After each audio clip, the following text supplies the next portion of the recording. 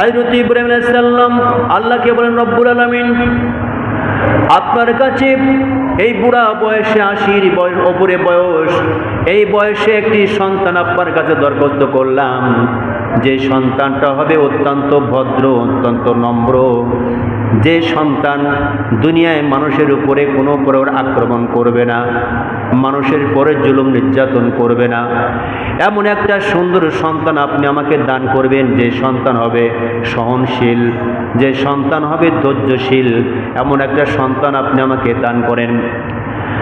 আমার ভাইয়েরা, আমরা যদি কোনো দিন সন্তান আমাদের আল্লাহর কাছে চাওয়ার প্রয়োজন হয়, ইব্রাহিম আলাইহিস সালামের শেখানো পদ্ধতিতে চাবো, আল্লাহ আমাকে এমন একটা সন্তান আপনি দান করেন, যে সন্তানটা আমি দুনিয়া এবং আখিরাতে আমার মঙ্গলে কাজে লাগে। দুনিয়া এবং আখিরাতে যে সন্তান আমার কাজে লাগে, এমন এক সন্তান আল্লাহ আপনি আমাকে দান করুন। এই দোয়া আল্লাহর কাছে আপনি করুন। আর সন্তানটাকে, ওই সন্তানটাকে আপনি সেভাবে মানুষ করুন, দেখবেন ওই সন্তান আপনার জন্য জান্নাতে যাওয়ার ওসিলা হবে। কারণ সুবহানাল্লাহ, যদি আপনি সন্তানকে সঠিকভাবে মানুষ করতে পারেন।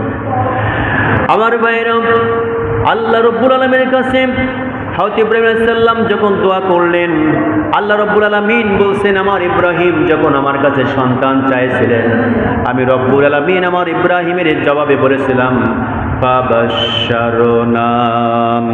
ফাবাশশারনাহু বিগুলামিন হালিম।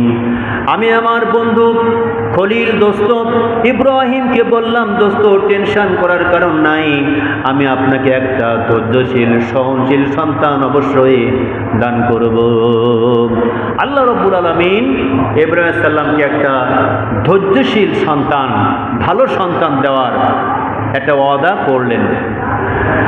আমার ভাইরা, আপনারা অনেকবার শুনেছেন, আমরাও জানি, আল্লাহ রাব্বুল আলামিনের ইচ্ছায় ইব্রাহিম আলাইহিস সালামের দ্বিতীয় স্ত্রী হযরত হাজরা আলাইহিস সালামের সত্যি একটা সন্তান হয়ে গেল। বেশি ঘটনা বলার টাইম নেই।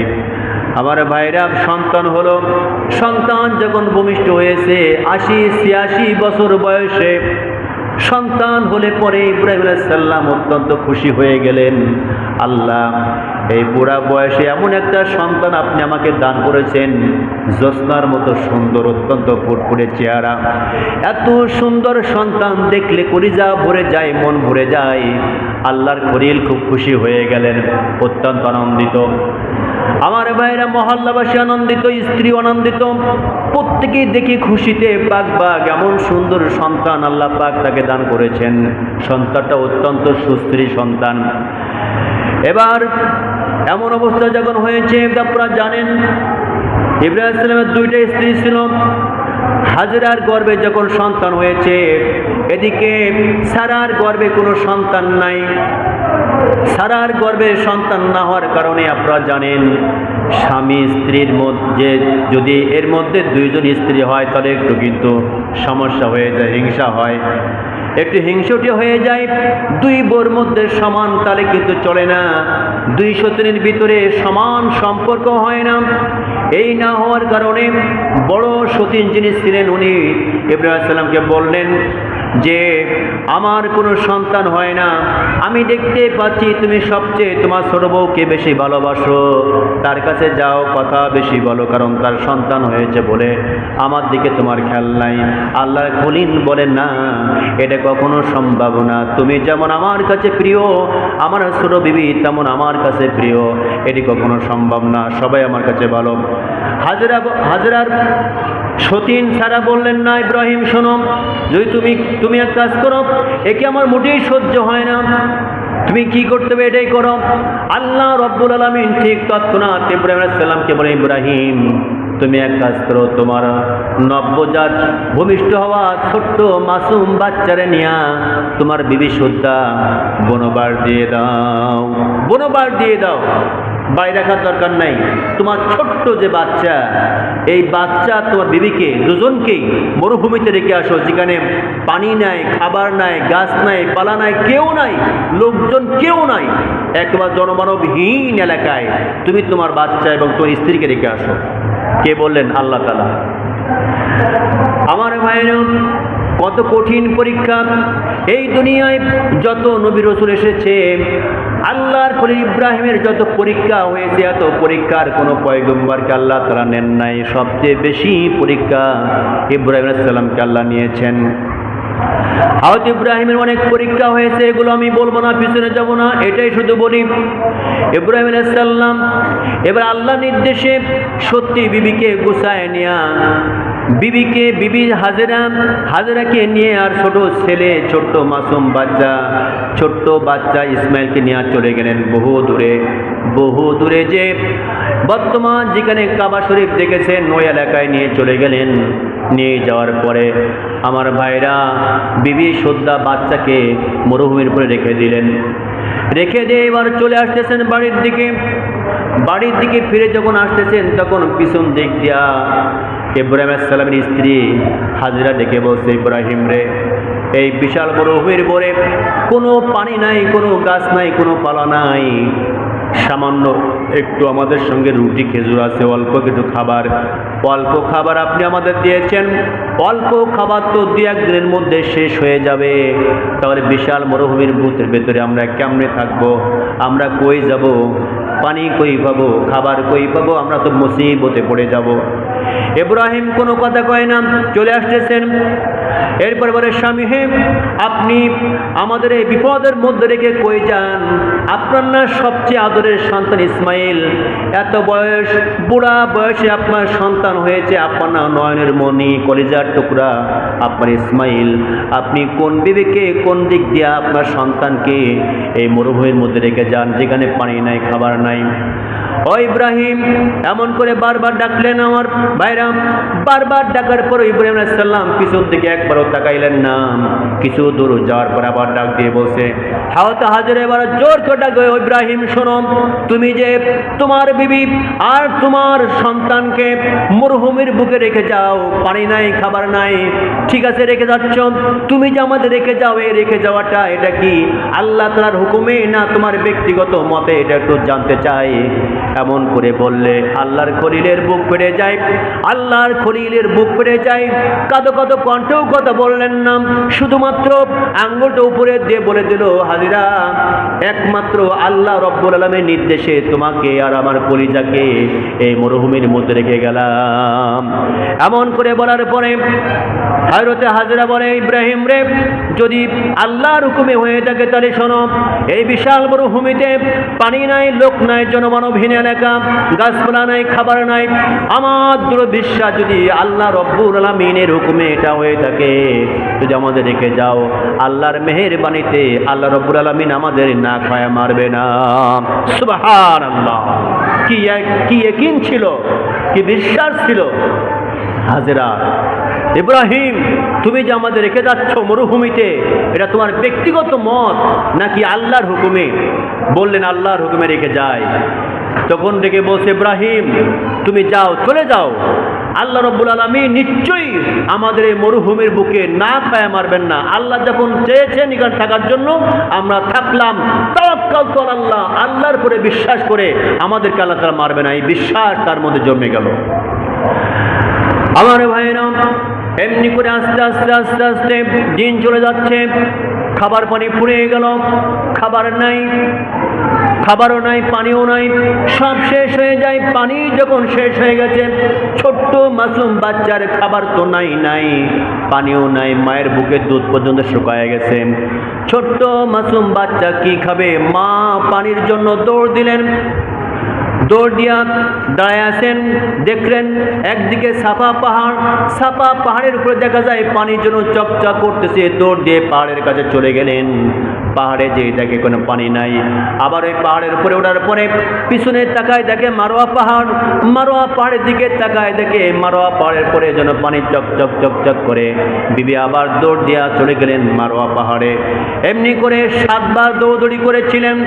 7 বার দৌড়ি করার কারণে বর্তমান সময় আপনারা দেখেছেন এই যে 7 বার আল্লাহর খলিলের স্ত্রী দৌড়াদৌড়ি করলেন, আল্লাহ পাক বড় খুশি হয়ে গেলেন, আল্লাহ পাক অত্যন্ত খুশি হলেন। আল্লাহ রাব্বুল আলামিন এমন নিয়ম করেছেন, হাজি যারা হজ করতে যাবে তারা ঠিক হাজরার মতো সাফা এবং মারওয়ায় পাহাড়ে 7 বার দৌড়াদৌড়ি করানোর জন্য আপনার ওয়াজিব করে দিয়েছে। ওয়াজিব যারা হজ করতে যাবে সাফা এবং মারওয়া পাহাড় তাদের আপনার দৌড়াদৌড়ি করতে হবে, যাওয়া আসা করতে হবে 7 বার। এই 7 বার যাওয়া ওয়াজিব কার জন্য? হযরত ইসমাঈল আলাইহিস সালাম এবং হাজরার জন্য। এটা আল্লাহ পাক কবুল করেছেন আমাদের জন্য। আমরা যতদিন পর্যন্ত পৃথিবী থাকবে ততদিন পর্যন্ত এটা স্মরণ করবে যে আল্লাহর পরে এত বিশ্বাস ছিল, এত ইয়াকিন ছিল যে কেউ নাই কিন্তু আল্লাহকে ভুলে নাই। বিশ্বাস ছিল আল্লাহ পাক নিশ্চয়ই আমাদেরকে এখানে খাওয়ায় রাখবেন, আমাদেরকে মারবেন না। এই যে বিশ্বাস ছিল, ইতিহাসটা মানুষদেরকে জানানোর জন্য প্রত্যেকটা হাজি সাফা মারওয়া পাহাড় আপনার 7 বার দৌড়াদৌড়ি করবে, এটা করা ওয়াজিব করে দিয়েছেন আল্লাহ রাব্বুল আলামিন। প্যান প্রো ভাইরা, এরপর আস্তে করে ইসমাঈল আলাইহিস সালাম বড় হলেন। বড় হয়ে যখন খেলাধুলা করা শুরু করছে, এর মধ্যে কিন্তু আল্লাহর খলিল আসে না, আল্লাহর খলিল এসে খোঁজও নেয় না। আল্লাহ তাআলা নির্দেশ রেখে আসবা, এদেরকে খালি রেখে আসবা। কোথায় রেখে আসবা? মরুভূমিতে। তারপর মরুভূমিতে কি খাবে কি না খাবে, তারা কেমনে থাকবে কি না থাকবে, এটা ইব্রাহিম তোমার দেখার দরকার নাই। ইব্রাহিম যায়ও না, খোঁজ খবর নেয় না।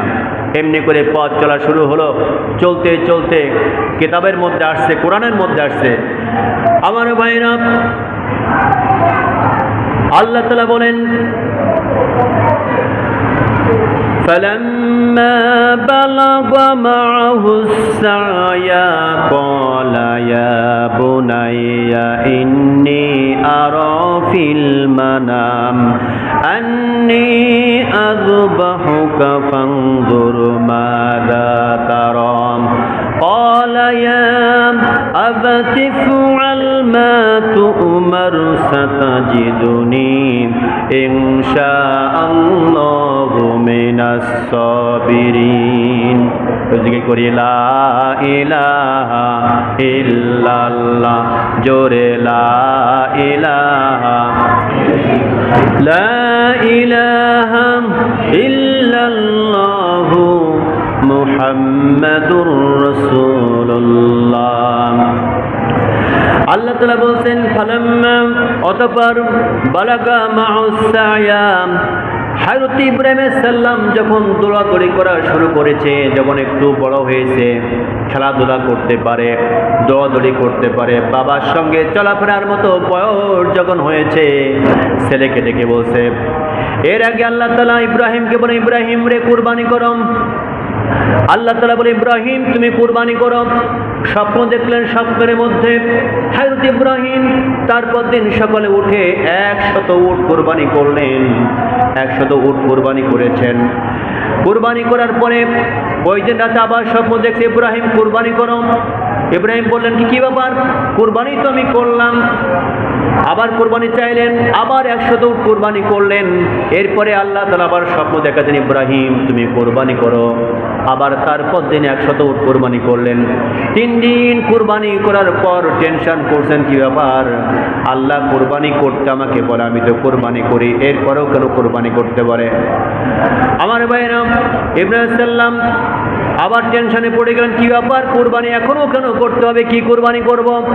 আল্লাহ রাব্বুল আলামিন বলে, ইব্রাহিম রে, ওই জিনিস তুমি কুরবানি করো যেটা তোমার কাছে সবচাইতে প্রিয়, সবচাইতে বেশি মহব্বত করো, তোমার কাছে সবচাইতে যেটা দামি, সবচাইতে তোমার প্রাণের চাইতে প্রিয়, যাকে তুমি মনে করো যে জিনিসটা সবচেয়ে দামি জিনিস তোমার কাছে যেটা, ওইটা আমি রব্বুল আলামিন আমার রাস্তায় কুরবানি করে দাও।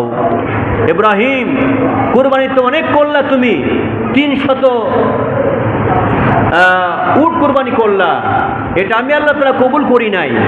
তুই কুরবানি করো ওই জিনিসটা যে জিনিস তুমি সবচেয়ে বেশি ভালোবাসো। তোমার সবচাইতে দামি জিনিসটা আমি আল্লাহ পাক আমার জন্য কোরবানি করো। আমরা যখন কোরবানি করি তখন কি করি?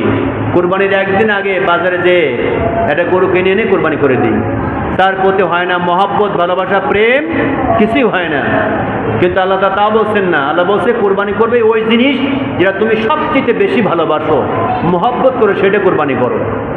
আল্লাহ তাআলা বলেন লান তানালুল বিররা হাত্তা তুনফিকু মিম্মা তুহিব্বুন ওয়া মা তুনফিকু মিন শাইইন ফাইন্নাল্লাহা বিহি আলিম।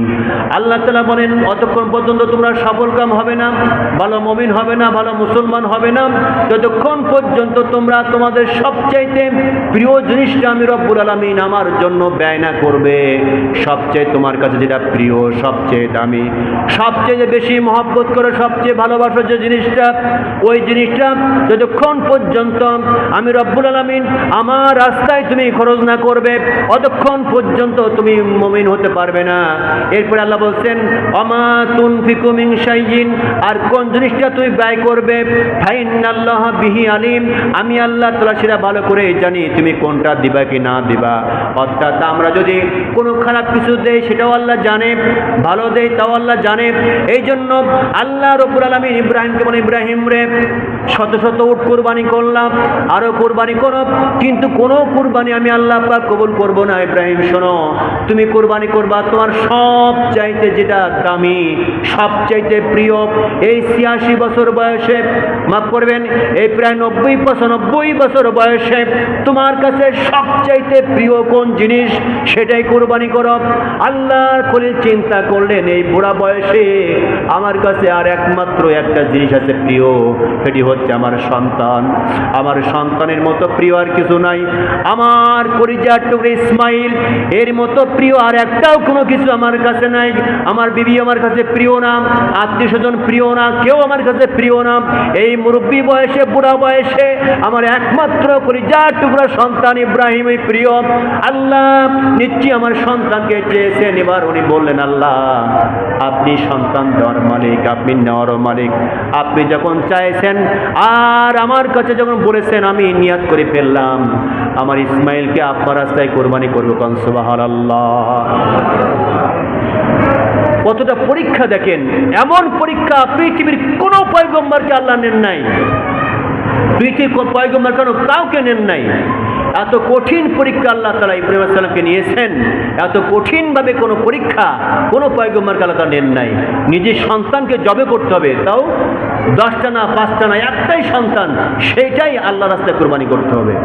কোরবানি কই পাইলেন? আমরা হাসি আর কোরবানি করি, কি খুশি মনে হয় যেন আজকে এখন বড় মেয়ের বিয়া, জামাই টামাই দাওয়াত দিয়ে একেবারে বাড়ি বোঝাই, আত্মীয় স্বজন শালি দোলাভাইটাই এক গাদা বাড়িতে। কেন? দোলাভাই কোরবানি করবে লাল গরু, কি খুশি, একেবারে গরুর গোশত খাওয়ার জন্য। গরু কোরবানি করছি, কবুল হচ্ছে কিনা সেদিক টেনশন নাই, খালি খুশিতে বাঘ বাঘ। ফোন দিয়ে কয় বে গরু কিনছি 1.5 লাখ টাকা দিয়ে, এই কয় আমি কিনছি 2 লাখ টাকা দিয়ে, আপনার সে দামটা বেশি। আমার দামে কোনো কথা না, আল্লাহ দেখে মানুষের তাকওয়া, অন্তর দেখে, মন দেখে, অন্তরের মধ্যে কার কেমন কোরবানির জন্য সে কি টাকা ব্যয় করলো, কতটুকু তার মনে কষ্ট হচ্ছে। কোরবানি করতে যদি কষ্ট না হয়, কোরবানি করার সময় যদি কষ্ট না হয় যে আল্লাহ আমার সবচেয়ে ভালো টাকা, অনেক কষ্ট করে টাকাটা ইনকাম করছিলাম, আপনি চাইছেন তাই আপনার জন্য এই গরু কোরবানি করতেছি। আর সুদের টাকা, ঘুষের টাকা, আবল তাবল জমা জমি ফাঁকি দেওয়া, ব্যবসার টাকা ফাঁকি দেওয়া, ইত্যাদি ইত্যাদি টাকা দিয়ে কোরবানি করবে। এই জানে গরু কোরবানি হবে না, গোস্ত খাওয়া ছাড়া লাভ নাই, তাও কোরবানি করে। কারণ জানে তো টাকা অসৎ পথের কামাই, সৎ পথের কামাই না, এটা অসৎ পথেরই কামাই। এর জন্য গরু কোরবানি করতে হলে বা যা কোরবানি করব শরীর নির্বিচার টাকা হতে হবে। আমার বাইরে যে কথা বলছিলাম আল্লাহর খলিল, এবার ইব্রাহিম আলাইহিস সালামের আপনার ইসমাঈল আলাইহিস সালামের বয়স যখন 12-13 বছর যখন হয়ে গেল, আল্লাহ তাআলা বলে ইব্রাহিম রে কুরবানি যেহেতু তুমি করলা 300 উট, ওই কুরবানি আমি কবুল করি নাই। তুমি কুরবানি করো ওই জিনিস যেটা তোমার কাছে সবচেয়ে প্রিয়।